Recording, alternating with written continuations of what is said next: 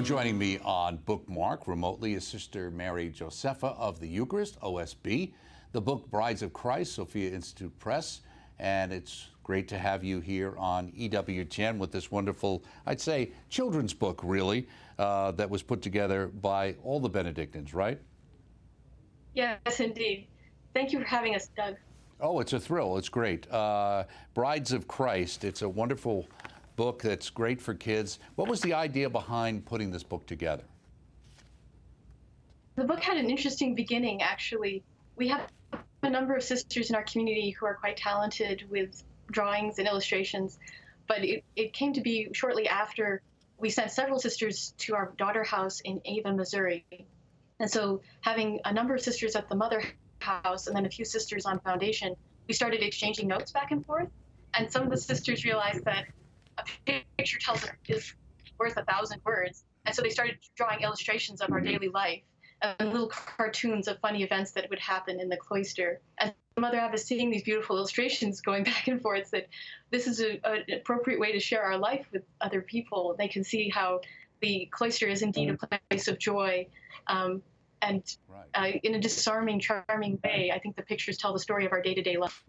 Yeah, absolutely. I mean, one of the things one would take away from this is the joy in your life, which many times is counterintuitive to today's society, who view, oh, well, these people are shunned away and they're just walking around with dour faces and looking at their feet while they pray. And that's not the case at all, right? Not at all. Especially in the Benedictine house, there's a family spirit. And we have a great deal of joy knowing that we've given ourselves entirely to God, who loves us personally, profoundly, beyond our understanding. And so that sort of love brings forth a joyful response, a generous response from the Bride of Christ. Right. And I thought it was interesting, too, you kind of lay out the book chronologically in a sense of following a young girl who's just entering and as she goes through her various stages. Whose idea was that? Yes, that was Mother Abbess's idea, and it provides a beautiful context for the illustrations because you can see the young girl entering and going through the stages of formation and experiencing the life day by day. Right, I thought this was interesting too. When she first joined, she sang, and all of this is rhyme too, just so people know. She sang the hymns with zest and vim and nearly yelled her prayers. Keep peace, dear child, her elders smiled. We see you're filled with joys, but let the calm of chant and psalm replace your inner noise. Newcomers find that quiet minds assist them in their day. So the importance of quiet. We come in from such a noisy world, so it must be an interesting transition for someone to move into that kind of quiet, right? Yes, and it takes a long time. In fact, the silence that we try to cultivate takes a lifetime to cultivate in one's heart. I think it's particularly difficult in this culture where we're bombarded with noise, background noise or advertisements or other kinds of media, always competing for our attention. So the young women entering have to go through almost a detoxification. They have to learn not to be constantly reaching for a cell phone that's no longer there or checking email that they no longer have. But as they slowly get used to not having those devices, the extra media, then they start to turn their gaze inward and are more attentive to the voice of the divine bridegroom speaking in their hearts. Right. In fact, you talk about the beginning of the postulancy till they make their ultimate vow with the radiant bliss from Our Lady's kind kiss. What is Our Lady's kind kiss in your mind? I think that our life as a cloistered nun is supposed to emulate Our Lady's in a special way. We're supposed to follow her around the house like daughters. And she provides for us the example, but also the grace for each moment of the day that we need. I think that special grace that we pray for in our Hail Mary, pray for us now and at the hour of our death, but particularly now when I need it, then Our Lady gives us that grace, and that's her kiss. Right. One of the cute pictures, and there's lots of humor that one can get from this, a mischievous calf munching on a veil. I'm assuming that wasn't your veil. He was munching. It was he or not she was my munching veil. on. Okay. But somebody's veil got munched. It was a Postulant's veil. Yes, indeed. Fortunately, the Postulant saved it before the calf was able to ingest it. What do you think was attractive about that veil? Maybe it was flapping in front of the calf's nose. Okay. The other thing you talk about here, you say in talking with the postulants, learning about, they say, offer up every trial, keeping peace all the while. That's such a Catholic idea in a lot of ways that people don't understand, that idea of offering up every trial. Yes. I think it's good for people to realize that the life in the cloister is not free from those rubs that we encounter anywhere we are, any state in life. There are always going to be rubs, whether with our temperament or with the neighbor we have, the work that we're trying to accomplish. But we also realize that in God's providence, He's allowed all the circumstances, be it the weather or our temperaments or the temperaments of the people around us, it's all provided for. And for that fatherly intent in God's heart, that we are purified through those trials, and also that we gain merit for ourselves and for the whole world. And this is especially important for a bride of Christ, because we're here for our own sanctification, but also to obtain graces for people throughout the world. We're supposed to have spiritual children for our bridegroom. I see. So the postulancy, how long does that usually run before one would be entering the novitiate? Usually about a year. Mm-hmm. Now, and then after a year, they put on a bridal gown and they go to the church and receive the religious habit and a new name. Right, so there's a transition there. Why a new name? Well, if you look in the Old Testament or even the New Testament, a new name is always a sign of God entrusting a special mission to a person. So you can think of in the Old Testament, Jacob's name was changed to Israel when he was called to be the father of the chosen people. Or in the New Testament, St. Peter's name was changed from Simon when he was entrusted with the keys of the kingdom of heaven and the governance of the church. And so for us, when we're espoused to Christ and we take the religious state as our way of life, He gives us a new name also. And Christ wants to call us by a new name that will help us understand better our new state in life, our new relationship with Him, and our new mission. Now, as the name, let's say that you got, are you involved at all with suggesting, or is this something a mother just decides this is what it's going to be? In our community, we're allowed to make 3 suggestions, but Mother Abbess could modify them or combine them or pick something entirely different. And we've seen all those sorts of things throughout the years. You know, one sister received her baptismal name, another sister received something she hadn't asked for.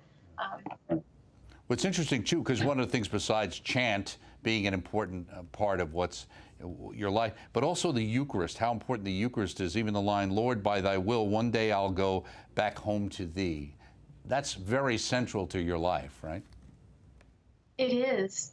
The great privilege of the cloistered life is that we live under the same roof with our Eucharistic Lord. And we spend so many hours of the day chanting the Psalms in His Eucharistic presence, and of course, attending Holy Mass. So the Eucharist is really the sun of our life, the source of our energy and our fruitfulness. It's because of our close contact with Christ in the Eucharist. Now, do you really welcome all comers, including spiders and snakes? We kind of encourage the spiders and snakes to go on their own way, not to come too close to the rest of us. The rest of the animals are mostly welcome, though. Right. You also talk about, as the fact that you grow your own food, every bite is imbued with the love that the sisters have for each other. Do you really feel that? Yes, and that's another beautiful aspect of our life. So we're called to give our lives to Christ as our spouse, but in doing so, we form a very strong sisterly bond with our sisters. And the sort of work that we do around the house becomes a work of charity. So when we're cooking, we're not thinking just of getting the kitchen work done, but we're thinking, I'm feeding the hungry. I'm actually feeding my hungry sister. Or the sister in charge of making the habits is thinking, I know I'm clothing my sisters. I'm repairing their habits. And working in the garden, I'm growing the food that they will eat. Right. And also, as we had an image up before of them making the vestments, which I think you do as one of your ways of generating some income, right? Yes.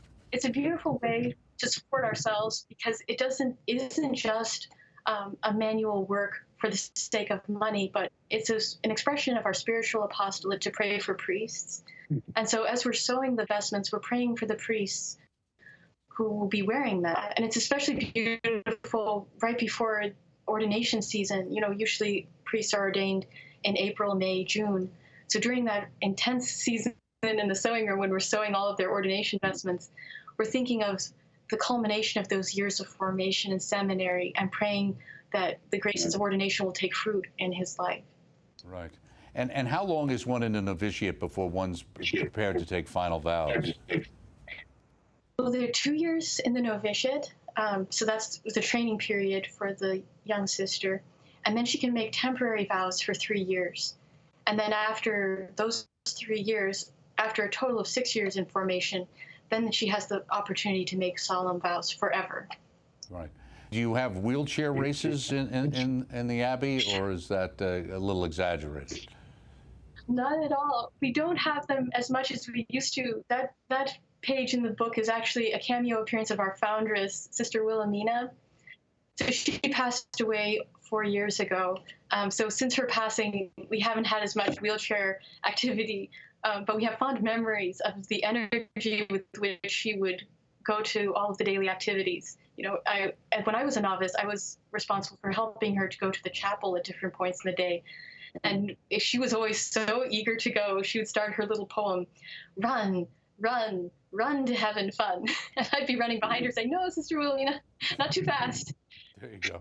Well, I love this quote, and you show the sisters all working and cleaning up, showing love to their spouse as they tend to his house, while he keeps their hearts spotless from sin. Yes, it's a beautiful thing to think that even the most mundane activities, like mopping a floor or dusting, is somehow transformed into an act of religion by the religious life. You know, the dusting a table is an act of religion because it's done directly for Christ, our spouse. I like this comment, too, that you have, and a wonderful picture of the sisters. It says, now weddings take only a day for most folks, but marrying God takes long years. It does. We like to think of it, our years in formation as being like a wedding in slow motion, you know? So when we walk down the aisle as postulants about to receive the habit, that's the beginning. And then when we reach the sanctuary, we pronounce our vows at the end of our novitiate. That's like the I do. And then I remember my novice mistress saying the very last part, when we vow to God forever our lives, she said, that's the you may kiss the bride. And with the passing of days, more young girls come to stay. And then you say, and the old ones make space for the new. As the happy years fly, they recall times gone by. Does time fly in an abbey, or is it slow?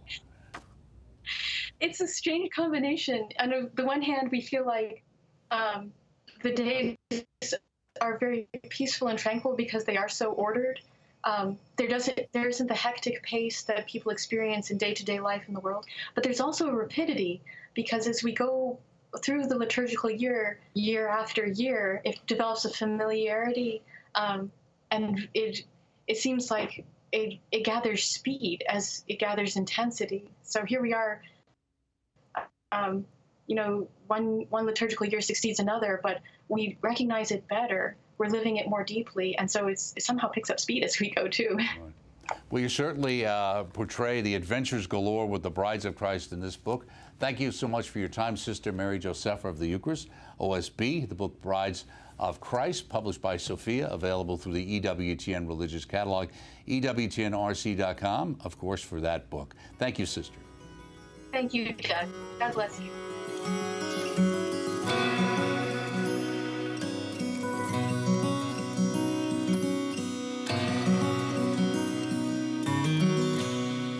And speaking with author Kate Sidner, her book, Goodnight, Jesus, published through the EWTN Publishing and available through Religious Catalog. Kate, this is your first book. Why did you decide to write a book? Yes, it is my first book. I decided to write a book because I saw a need for more Catholic and Christian books. And the thought came to me to write this book one night, and my husband encouraged me, you know, to get started. And I've always loved to read. And when I started, I used to work for EWTN. When I worked here, a couple colleagues kept telling me, like, hey, you should write a book. You should write a book. So I had these, nudges along the way. And then finally, my husband's encouragement was the last. What is it that someone saw in you that said, you should write a book? I'm not sure. Okay. I do love to write, and I think it's my teaching background. And then I have 2 kids. Yes, and I do love writing. Now, when you were writing before, what did you tend to write? I mean, when I worked for Ewtn, I was a travel coordinator, so I wrote, emails to the people traveling here. And But when you were growing up, was there a kind of a style of writing you used to do besides loving to read? I guess not really, not specifically a style. So you felt comfortable deciding to write a children's book because you felt that was something you had the best sense of as being a young mother? Correct, and as a teacher, in my past background. Which was what? Early childhood education. So I was a teacher. I taught 5th grade for a couple of years, and then I taught preschool for a couple of years. How was it to teach? These days, it seems like it's a lot tougher than it used to be. It is tough. I loved it my first couple of years. Yes, it's just, it can be a thankless job, which a lot of jobs are. But it's a lot of work to go into being a teacher that I think people don't always understand. You're always answering questions from parents. Even when you're not in the classroom, you're preparing materials for the class. You're trying to make that lesson plan a little bit better for next time, or trying to help the kid that's not right on cue with the rest of the class, or the one that's way above. There's so many things that you have to keep in the back of your mind when you're teaching. And when I made the decision to get married and have children, I decided that I wanted to take a break from teaching. So when you decided to, with the prompting of your husband, write this book, from the time you said, okay, I'll do it, to the time we're sitting here, how long has that been? Oh gosh, it's probably been 1.5 years, maybe almost 2 years from when I decided to write it, and then actually wrote it, and then the illustration process, and now here with you. Well, would you say that when you started writing it, this is exactly where you were going, or was it a learning process for you and a kind of an evolution of the idea? I kind of knew where I was going with it, because I really wanted to incorporate my prayers at home with my kids, and that gratitude list at the end of the night that they say all the things that they're grateful for throughout their day. So I really wanted to incorporate that into this book. So I knew some of the major ideas, major pages or blessings that I wanted to put into this book. But then when I started writing, I added some more, and prayed on it, and some different things throughout my life where I decided that was important to add to it.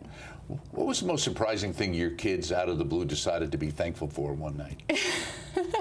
Probably just bubbles, or something silly like that, blocks, just something that you wouldn't think of, to be grateful for, because I tend to only be grateful for or thank God for like those really big moments in my life, like when I married my husband or the birth of my children, just those really big moments I thank God for. But the truth is that my children have taught me and remind me every day that God's in everything. He's in the small things, like there's joy in every single day, everywhere you look. Right.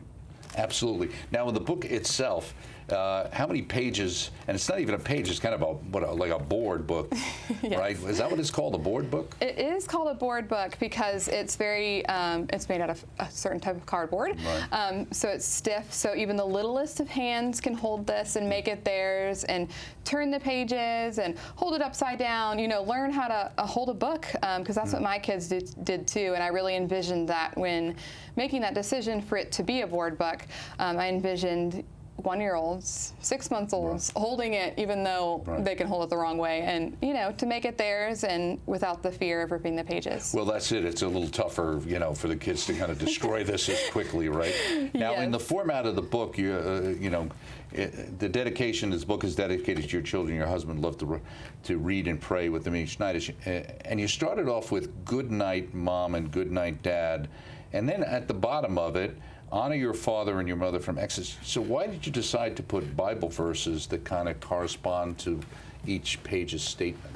Yes. Well, it was really important to me for these blessings not to be just things my kids made up, or things that your parents tell you that you need to be grateful for these things. But I also wanted the Bible verses to show that the Bible says these things are important too, and it's not just your mom and dad saying them. Right. I think it's great too. Besides brothers and sisters, you've got the grandparents and all the family we have. You are a gift to your grandparents, and from Proverbs. And it's tough too, because many times with the world we live in today, a lot of grandparents are separated from where their grandkids might actually live. Right, exactly. I mean, my husband's parents live in Colorado, and my parents live in Houston, but they probably fly out here like every other month to see the kids. I'll bet. And we're so grateful for them. Definitely wanted them to be in the book. Now, was it the kids' idea, or your idea, to put teachers in here? Actually, my older daughter said she wanted to be, thank God for her preschool teacher. So she said her name, and then I, of course, changed it to teachers and all those who guide us along our way, because that can be numerous people. So why did you decide to just work out that way, that you kind of get halfway through the book, you got Goodnight to this day and the fun we had, then it goes into Goodnight the Bible, Goodnight Church, Goodnight God, Goodnight Jesus, and it got more reflective and more faith-filled. Right. Why did you decide to lay it out that way? Because I wanted that to be the end of the book. I wanted that to be the last thing that you talk about with your children, because it's the most important thing in my life, is my relationship with Jesus and our Lord, and I want my children to have that same relationship. So I think it was important to put that at the end to make it serious. Of course, the first pages are fun, the blocks and bubbles and grandparents and all that, but I wanted it to end on the true meaning of this book, which is Jesus. Right. We say on the back here about the idea of God's love for them as they learn to rest in Jesus' arms close to his heart. That's the imagery you want your children to walk away with, right? Exactly. I lean on to Jesus for all different things in my life, for sorrow, for joy, and I want my children to have that same relationship too, that, mom is always there for you, dad's always there for you, your grandparents are too, but God is always there, Mm-hmm.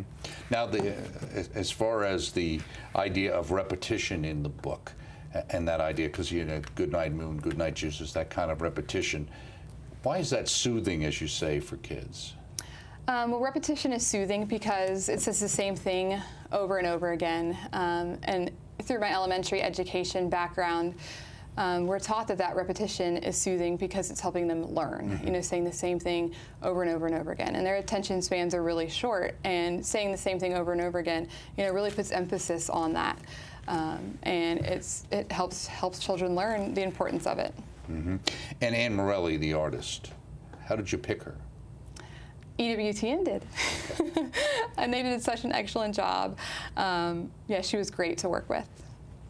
Now, as far as you for writing this book, you have any other ideas in mind? Yes, I did say my next book was going to be entirely devoted to Mary. So I was thinking maybe a Goodnight Mary, continue the brand of the Goodnight series.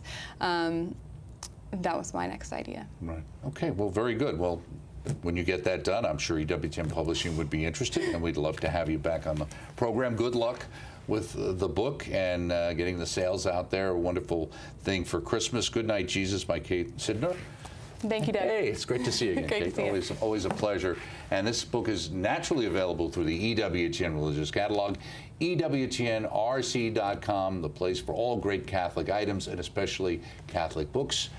I'm Doug Keck. Thanks for stopping by.